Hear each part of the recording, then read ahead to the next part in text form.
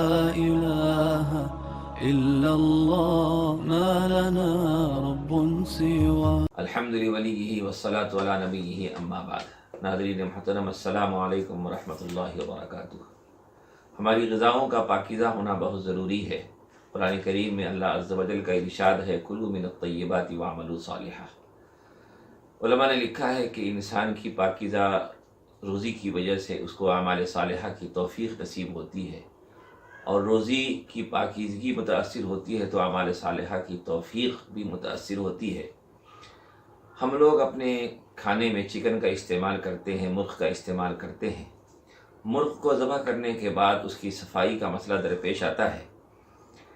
اس کی خاطر بہت سے حضرات تو مرغ کو ذبح کرنے کے بعد اس کی کھال اتار دیتے ہیں۔ کھال اتار دینے کی وجہ سے اس کو گرم پانی میں ڈالنے کا مسئلہ ہی پیش نہیں آتا، اور غور کیا جائے تو یہ طریقہ سب سے زیادہ مناسب معلوم ہوتا ہے، بہتر معلوم ہوتا ہے، اس لیے کہ ایک تو اس کو گرم پانی میں ڈالنے کا مسئلہ درپیش نہیں ہوتا، جس سے پاکی ناپاکی کا مسئلہ پیدا نہیں ہوتا۔ دوسرے یہ کہ اطباء نے لکھا ہے کہ مرغ کی کھال میں بہت زیادہ چربی پائی جاتی ہے جو انسان کی صحت کے لیے نقصان دہ ہے، لیکن پھر بھی بہت سے حضرات اس کی کھال کو استعمال کرنا پسند کرتے ہیں، اور اس کی خاطر مرغ کو صفائی کے لیے گرم پانی میں ڈالتے ہیں تاکہ اس کی کھال کے مسامات کھل جائیں اور اس کو صاف کرنا آسان ہو جائے۔ مرغ کو گرم پانی میں ڈالنے کی تفصیل یہ ہے کہ اگر اس کی آنت اور اس کی نجاست وغیرہ کو صاف کرنے کے بعد اسے گرم پانی میں ڈالا جائے تب تو اس کے گوشت کے کھانے میں کوئی حرج نہیں ہے۔ البتہ اگر اس کی آنت وغیرہ کو صاف کیے بغیر، اس کی نجاست کو دور کیے بغیر اس کو گرم پانی میں ڈالا گیا تو یہ مسئلہ بہت زیادہ قابل توجہ ہے۔ علماء نے لکھا ہے کہ اگر پانی معمولی گرم ہے اور بس اتنی دیر کے لیے اس کو گرم پانی میں ڈالا گیا کہ پانی کی گرمی اس کی ظاہری جلد تک ہی رہی اور اس کے مسامات کھل گئے، تب تو اس گوشت کو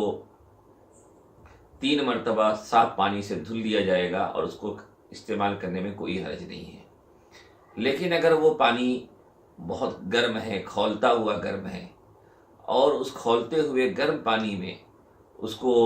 اتنی دیر تک ڈال دیا گیا کہ اس کی نجاست کے گوشت میں پیوست ہونے کا امکان پیدا ہو گیا، اس پانی کی حرارت و گرمی اس کے جلد سے آگے بڑھتے ہوئے، اس کی کھال سے آگے بڑھتے ہوئے اس کے گوشت تک پہنچ گئی اور نجاست کے گوشت میں پیوست ہونے کا امکان پیدا ہو گیا،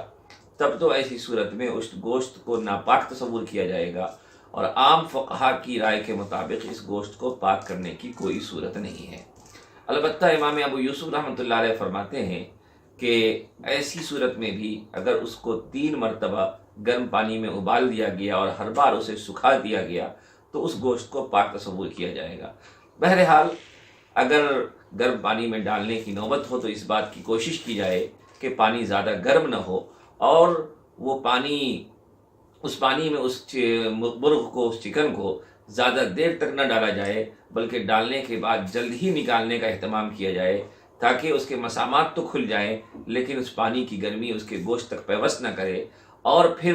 ایسی صورت میں پکانے سے پہلے اس کو 3 بار صاف پانی سے اچھی طرح دھلنے کا اہتمام کریں تو انشاءاللہ وہ گوشت پاک تصور کیا جائے گا، اور اس گوشت کو استعمال کرنے میں کوئی حرج نہیں ہے، کوئی شرعی قباحت نہیں ہے۔ بہرحال ہمیں اپنی روزی کو، اپنی غذا کو پاکیزہ بنانے کا اہتمام رکھنا چاہیے۔ اللہ سے دعا ہے کہ اللہ تعالی ہم تمام کو اس کی توفیق نصیب فرمائے اور پاکیزہ روزی نصیب فرمائے۔ وآخر دعوانا الحمدللہ رب العالمین۔ لا إله إلا الله ما لنا رب سوى